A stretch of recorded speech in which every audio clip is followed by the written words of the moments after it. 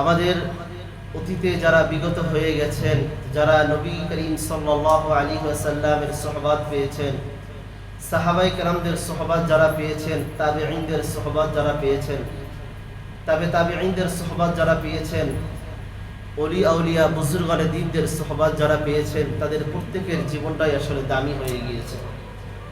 আবার বর্তমানেও যারা হক্কানি পীর মাশায়েখদের সুহবাতে যারা আছেন, তাদের জিন্দেগিও দামি হয়ে এরপরে তারা কবরে তারা পাড়ি দিচ্ছে। তো যুগে যুগে এমন কিছু কিছু মানুষের উদ্দেশ্যে নসিহত পেশ করেছেন, যে নসিহতগুলো এতটা দামি, যে নসিহতগুলো এতটা মূল্যবান, যে তাদের প্রতিটি কথা হীরার চেয়েও দামি। তাদের প্রতিটি কথা প্রতিটি মানুষের অন্তরে গিয়ে এটা গেঁথে যায়। যেমন হযরত আবু বকর সিদ্দিক রাদিয়াল্লাহু তাআলা আনহু বলেন, তার এই নসিহতটি উল্লেখ আছে মাজমাউল জাওয়াইদ নামক কিতাব। এই কিতাবের 6 নম্বর খণ্ড 117 নম্বর পৃষ্ঠায় আছে এটি। আবু বকর সিদ্দিক রাদিয়াল্লাহু তাআলা আনহু বলেন, ই'লাম ইয়া আমর, হে আমর তুমি কি জানো, ইন্না আতওয়ান নাসি লিল্লাহ, যে মানুষের মধ্য থেকে আল্লাহ রাব্বুল আলামিনের অধিক অনুগত ব্যক্তিকে, মানুষের মধ্য থেকে আল্লাহ রাব্বুল আলামিনের সবথেকে বড় ইতাআত কে করতে পারে, সবথেকে বড় অনুগত ব্যক্তিকে, তিনি বলেন আশাদ্দুহুম বা'দান লিল মাআসি, যে যত বেশি গুনাহ ছাড়তে পারে সে আল্লাহ রাব্বুল আলামিনের তত বেশি ইতাআত করতে পারে। সুবহানাল্লাহ, কত বড় দামি কথা, যে আল্লাহর আনুগত্য তো ওই ব্যক্তি সবথেকে বেশি করতে পারে যে যত বেশি গুনাহের কাজ ছাড়তে পারে। এবার তিনি নসিহত করছেন, ফাআতিল্লাহ, সুতরাং তুমি ও আমর তুমি আল্লাহর আনুগত্য করো, ওয়া আমুর আসহাবাকা বিতাআতিহি, এবং তোমার সাথী সঙ্গী তোমার অধীনস্থ যারা আছে তাদেরকে তুমি আল্লাহর আনুগত্যের আদেশ করো। সুবহানাল্লাহ। তাহলে আল্লাহর আনুগত্য এটা আমি কিভাবে করব, যখন আমি গুনাহের কাজ ছেড়ে দিব। সাহাবায়ে কেরাম তারা গুনাহের কাজকে কত ভয় পেয়েছেন, কত ঘৃণা তারা করেছেন।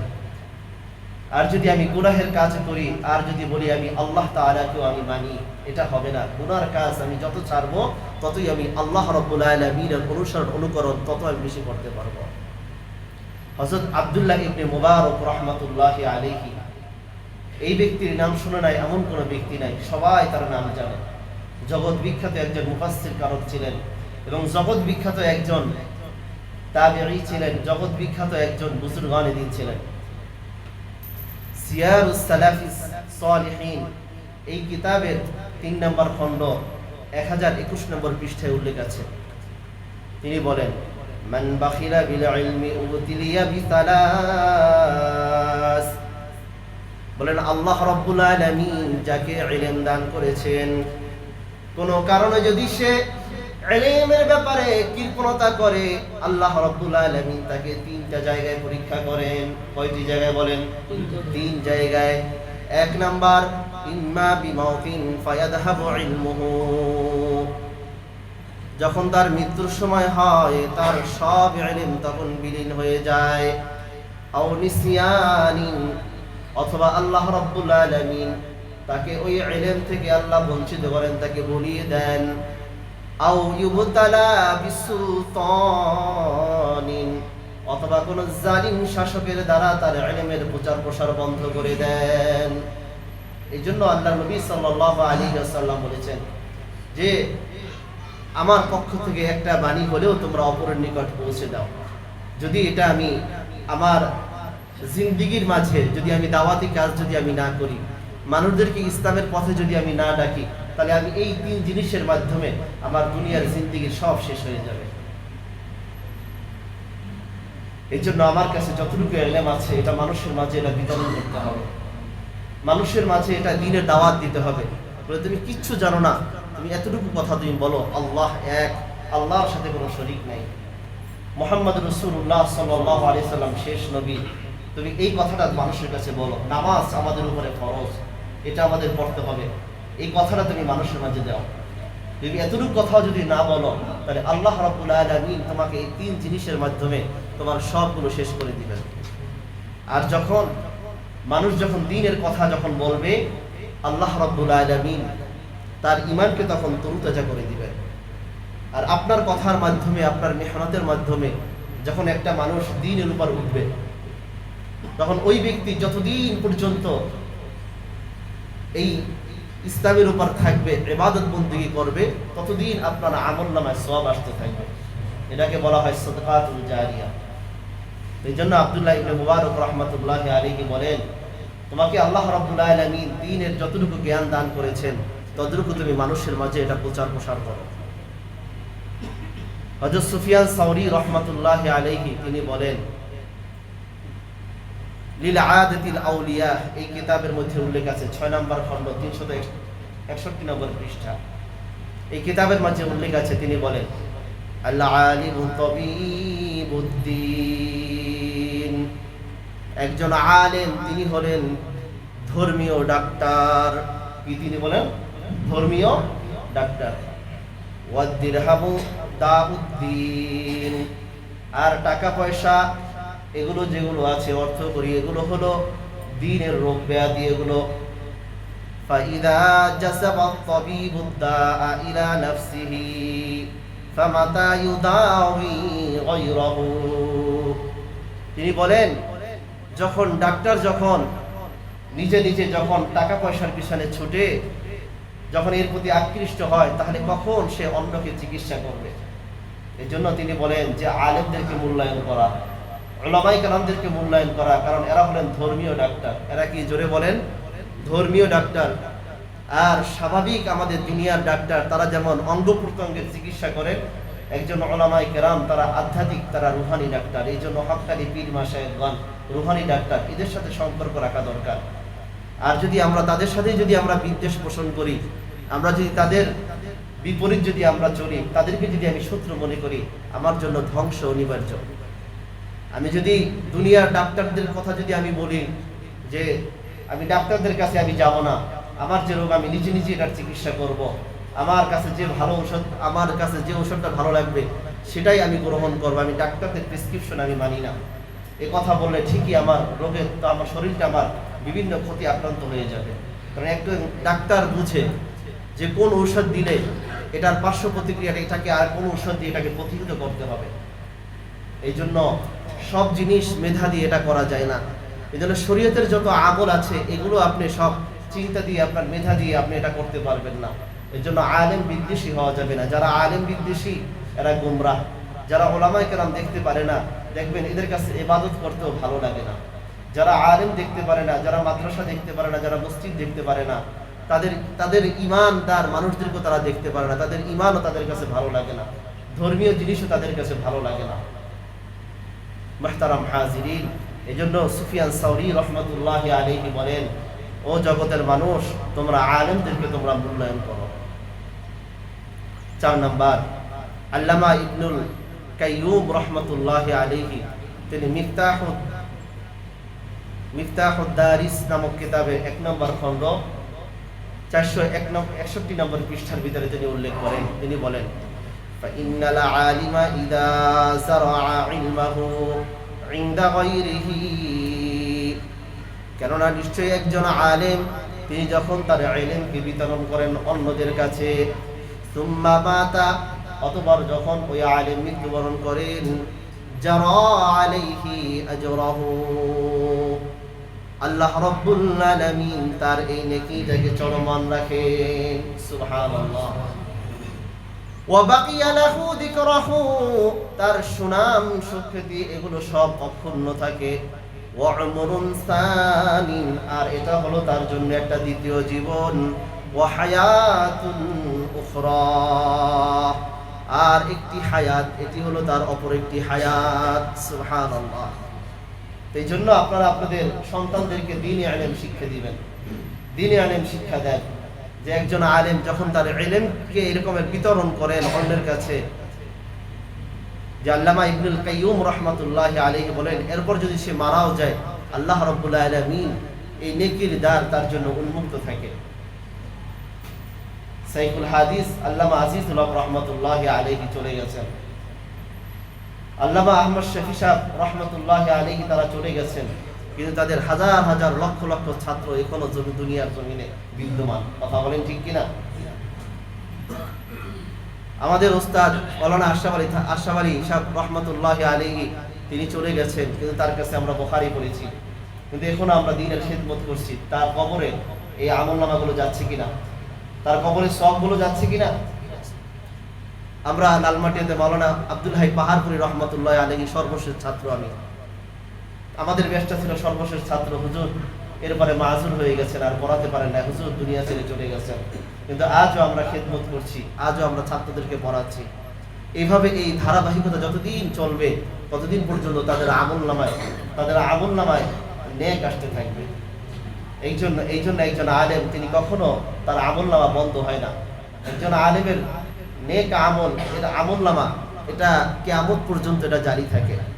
আজকের ফজলুল করিম চরমনায়ের শাইখ রহমতুল্লাহ আলী, ফজলুল করিম রহমতুল্লাহ আলী চলে গেছেন, কিন্তু তার মেহনতের বদলতে আজকের কত মানুষ, লক্ষ লক্ষ মানুষ আজকের নামাজি হয়েছে, লক্ষ লক্ষ মানুষ আজকের দ্বীনের পথে এসেছে।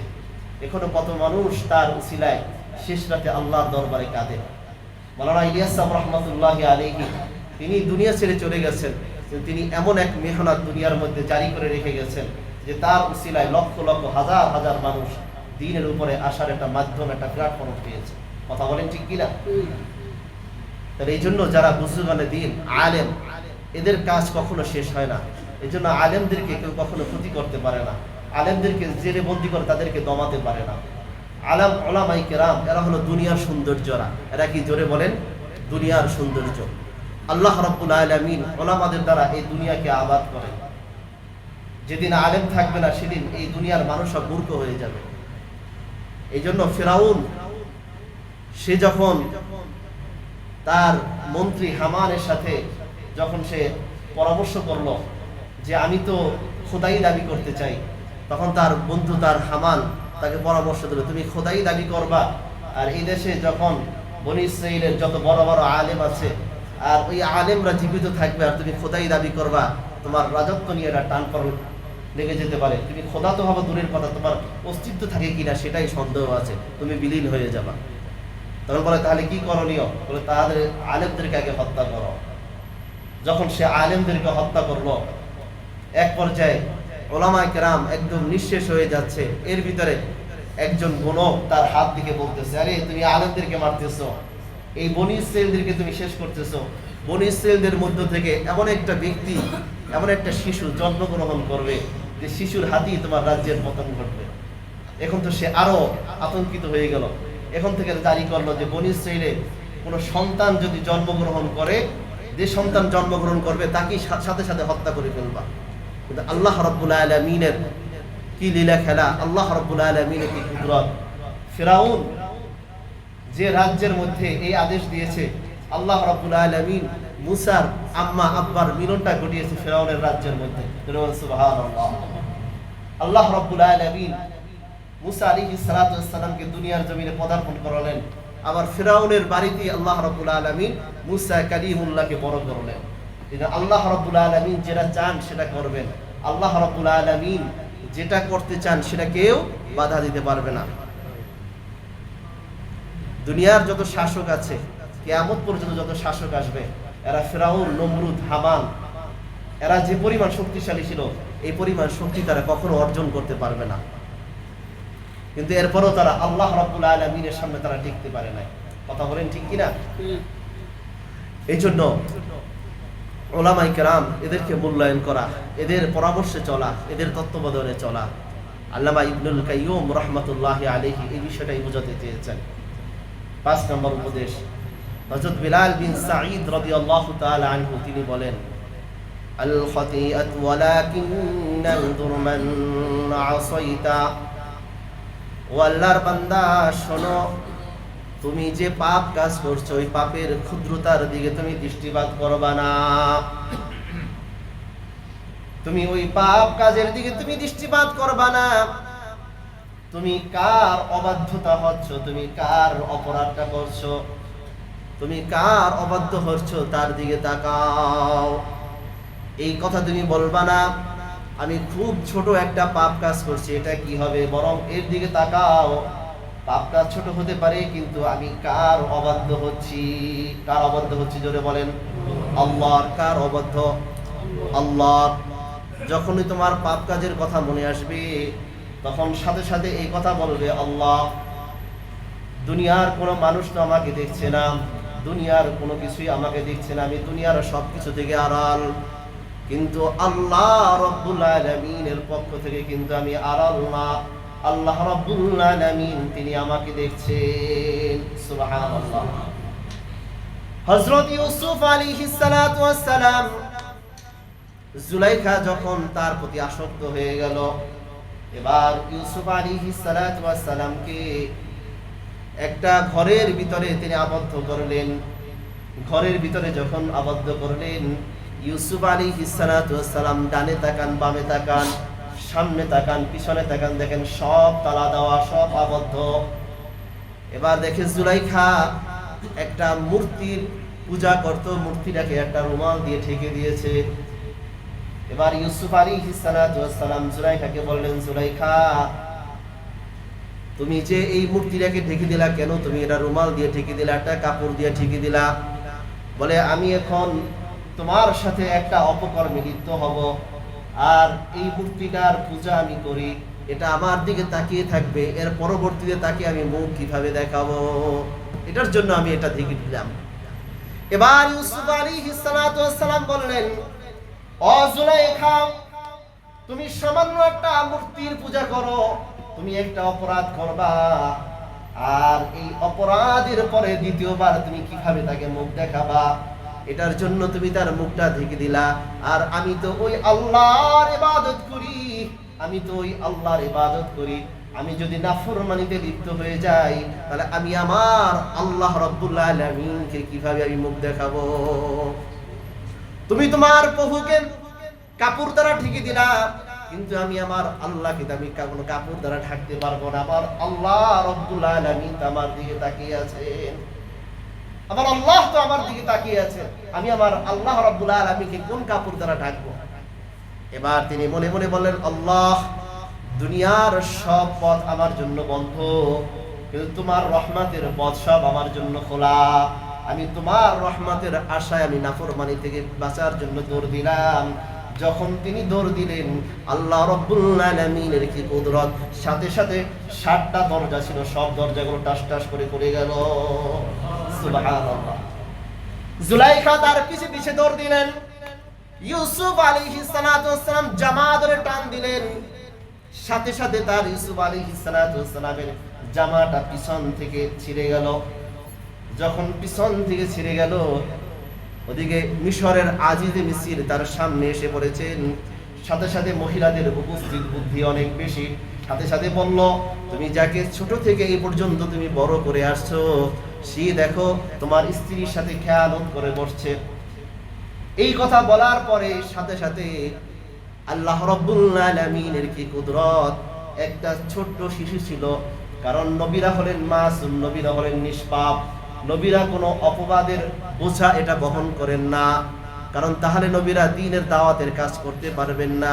একটা দুধের শিশু বাচ্চার জবান আল্লাহ রাব্বুল আলামিন খুলে দিলেন। এবার দুধের শিশু বাচ্চা বলতেছে, যদি ইউসুফের জামা সামনের দিক থেকে যদি ছিঁড়া থাকে তাহলে ইউসুফ দোষী, আর যদি ইউসুফের জামা পিছনের দিক থেকে ছিঁড়া থাকে তাহলে হলো জুলাইখা দোষী। সুবহানাল্লাহ। তাহলে ইউসুফের জামা কোন দিক থেকে ছিঁড়া? পিছনের দিক থেকে, তাহলে জুলাইখা দোষী।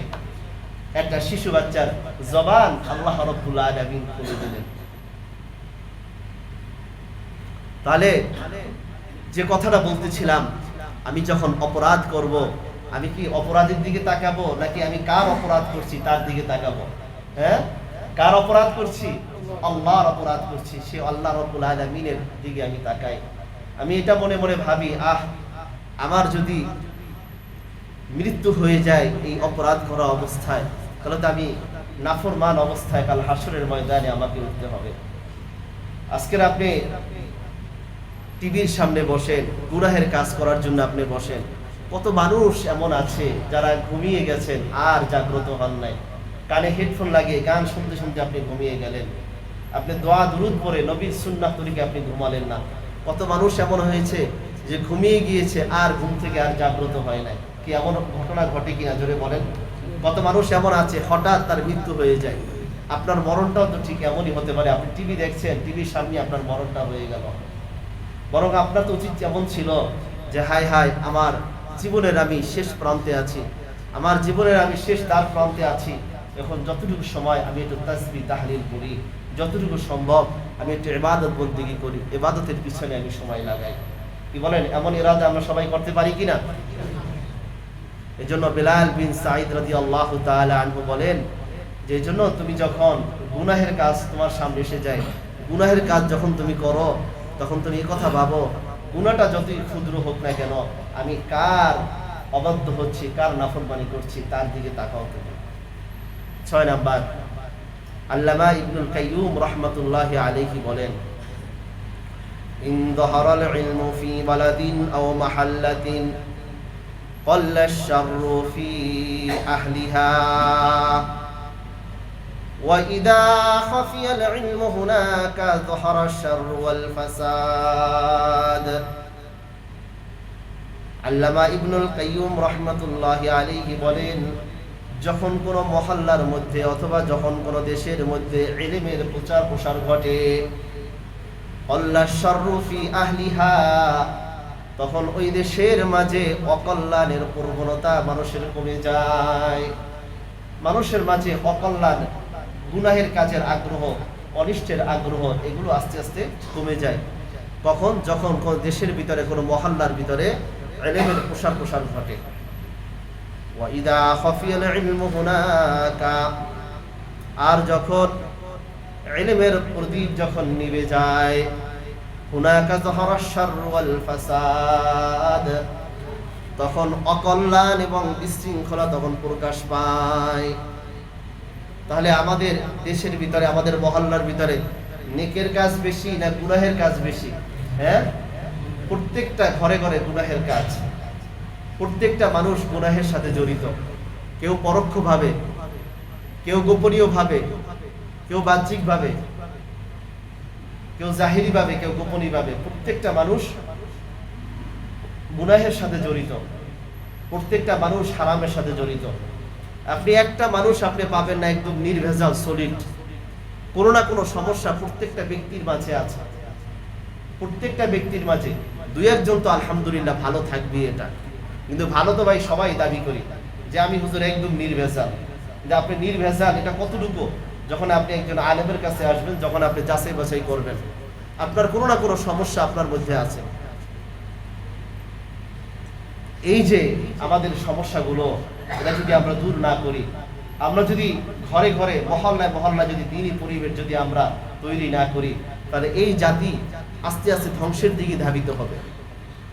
মানুষ দ্বীন থেকে, কোরআন সুন্নাহ থেকে যত দূরে সরে যাবে, তত মানুষ আস্তে আস্তে আস্তে আস্তে দূরে সরে যাবে।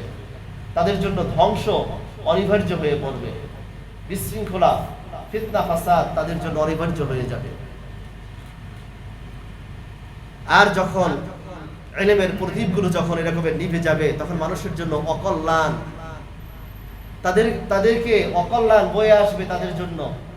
এই জন্য আপনার ঘরে ঘরে আপনি তালিমের ব্যবস্থা করেন, ঘরে ঘরে কোরআন শিক্ষার ব্যবস্থা করেন, দেখবেন আপনার ঘরের সবাই ভালো হয়ে যাবে।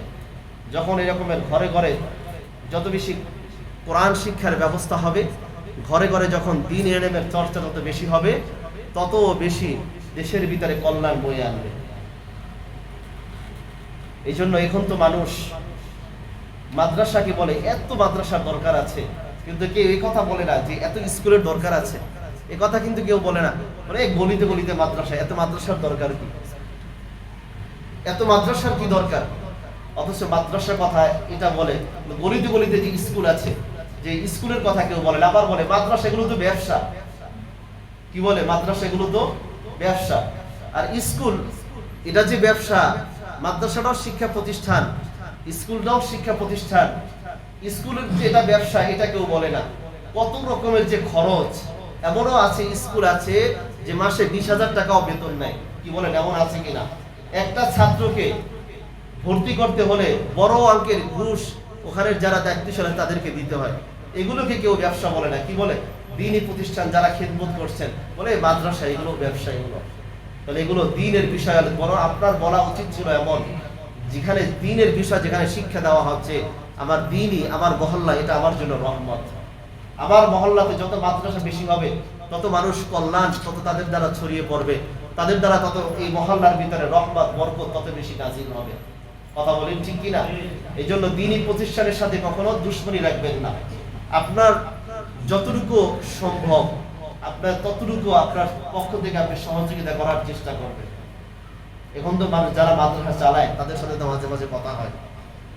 আমাদের এদিকে একটা ঘটনা, এক মাদ্রাসার মুহতামিম গেছে এখানে মাদ্রাসার জন্য, তার বাসার রুম ভাড়া হবে, রুম ভাড়ার জন্য গিয়েছে। সাথে সাথে ওই লোকে বলছে, জানা না মাদ্রাসা আপনাদেরকে এখনই পুলিশে ধরিয়ে দিতে হবে। কেন? মাদ্রাসাতে তো জঙ্গি ট্রেনিং হয়, এখানে তো জঙ্গি তৈরি হয়, সন্ত্রাসী তৈরি হয়। জোরে বলে নাউজুবিল্লাহ। তা মানুষের ধারণাগুলো এগুলো কেমন? আর এগুলো আমাদের পাশ্চাত্যের, এটা আমাদের ধারণা করতে এটা তারা সক্ষম হয়েছে। আমরা তো মুসলমানরাই উদাসীন। দেখবেন যত চলচ্চিত্র আছে, যত ফিল্মগুলো আছে, যত সিনেমা নাটক আছে, এর ভিতরে সব থেকে খারাপ চরিত্র যেটা, ওই লোকটার লেবাসটা দেওয়া হয় সুন্নতি লেবাস। এতে কি হবে? একটা পর্যায়ে যে সমস্ত নতুন প্রজন্মের শিশুরা যারা আজকের বড় হচ্ছে, তারা ভাববে যে এই পোশাক, এই দাড়ি, এই সুন্নত, এই টুপি, এগুলো মানেই হলো খারাপ। জোরে বলে নাউজুবিল্লাহ। পাশ্চাত্য সভ্যতা যেগুলো আছে, যারা ইসলাম বিরোধী আছে, তারা কাজ করে আস্তে আস্তে, আস্তে আস্তে মানুষের মুভমেন্টটাকে নষ্ট করে দেয়। কিন্তু আজকে আমরা আমাদের সন্তানদেরকে এই সমস্ত বিষয়গুলো আমরা শিক্ষা দিচ্ছি না। কথা বলেন ঠিক কিনা? তারা কিন্তু এক পর্যায়ে সফল হয়ে যাচ্ছে, কিন্তু আমরা আজকের মুসলমানরা বড় পিছিয়ে আছি। বরং আমাদের মুসলমানদের তো গৌরবের বিষয় ছিল, আমি একজন মুসলমান, আমি সুন্নতি দাড়ি, এটা আমার থাকবে। আমি একজন মুসলমান, সুন্নতি পোশাক, এটা আমার থাকবে, এটা আমার গৌরবের বিষয়। বরং এখন আমি গৌরবের বিষয় কি, পাশ্চাত্য যারা আছে এদের যে সমস্ত সুরাত আছে, লেবাস আছে, এগুলোকে আমরা আমাদের গৌরবের বিষয় আমরা বানিয়ে নিয়েছি।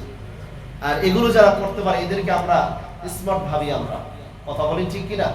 সুতরাং এগুলোর মধ্যে মুসলমানদের কোনো সৌন্দর্য নাই, এগুলোর ভিতরে মুসলমানদের কোনো সফলতা নেই। 7 নাম্বার, হযরত আওয়াদ ইবনে সাওয়াব রাহমাতুল্লাহি আলাইহি তিনি বলেন, আল ইবতিহাজু বিযামবি আশাদ্দু মিনার রুকুবিহি, আশাদ্দু মিন রুকুবিহি।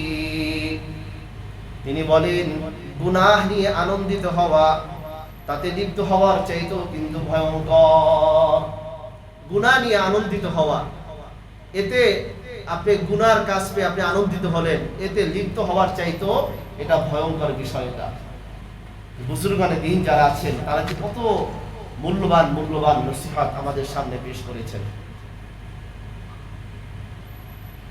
আল্লাহ, এজন্য গুনাহ নিয়ে কখনো আনন্দিত হওয়া যাবে না।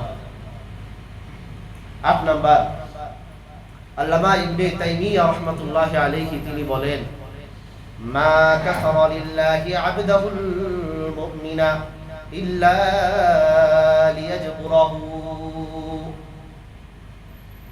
বলেন আল্লাহ রাব্বুল আলামিন যখন কোন মুমিন বান্দাকে বিপদে ফেলেন, কোন মুমিন বান্দাকে যখন বিপদে ফেলেন, তখন বুঝতে হবে আল্লাহ রাব্বুল আলামিন তাকে সাহায্য করতে চান। সুবহানাল্লাহ। তাহলে মুমিনের হায়াতের মাঝে যে বিপদ আসে কিসের জন্য? আল্লাহর সাহায্য পাওয়ার জন্য। তিনি বলেন, ওয়ালা বানাহু ইল্লা লিউতিয়াহু। আল্লাহ রাব্বুল আলামিন যখন সাধারণ কোনো কিছু দেওয়া থেকে যখন বিরত থাকেন, বান্দা আল্লাহর কাছে চায়, আল্লাহ রাব্বুল আলামিন তাকে দেন না। সাধারণ কোনো কিছু দেওয়া থেকে যখন বিরত থাকেন, তার মানে বুঝতে হবে আল্লাহ রাব্বুল আলামিন বিশেষ কিছু তাকে দান করতে চান। সুবহানাল্লাহ। এজন্য বান্দা কখনো কি নিরাশ হওয়া যাবে না। ওয়ালাবতালাহু ইল্লা লিউআফিয়াহু।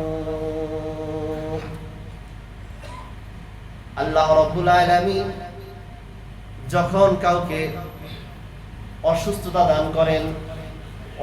দান করেন এই কারণে যে আল্লাহ রাব্বুল আলামিন এর থেকে কোনো বড় রোগ থেকে তাকে হেফাজতের জন্য আল্লাহ রাব্বুল আলামিন তাকে সামান্য কিছু অসুস্থতা দান করে অথবা তাকে সুস্থতা দান করবেন। সুবহানাল্লাহ। ওয়ালা আমাতাহু ইল্লা লিয়ুহইয়াহু, আল্লাহ রাব্বুল আলামিন যখন কোন মুমিনকে মৃত্যু দান করেন, ইল্লা লিয়ুহইয়াহু, তাকে নতুন জীবন দান করার জন্য। সুবহানাল্লাহ। এজন্য দুনিয়ার জীবন এটা ক্ষণস্থায়ী। আল্লাহ রাব্বুল আলামিনের জন্য আমরা মরতে চাই, আল্লাহ রাব্বুল আলামিনের জন্য আমরা শাহাদাত বরণ করতে চাই। কথা বলেন ঠিক কিনা?